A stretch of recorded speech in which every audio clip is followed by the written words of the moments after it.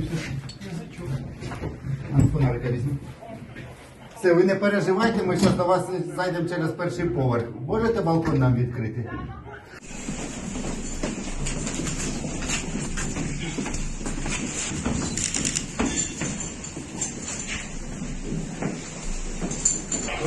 Не відвлекали, не представляли.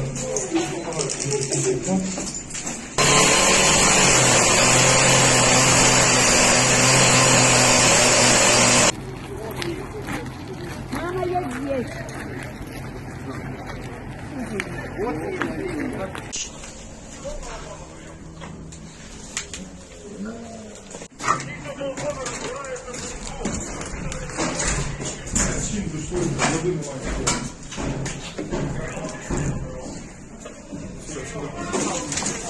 Еще потяни!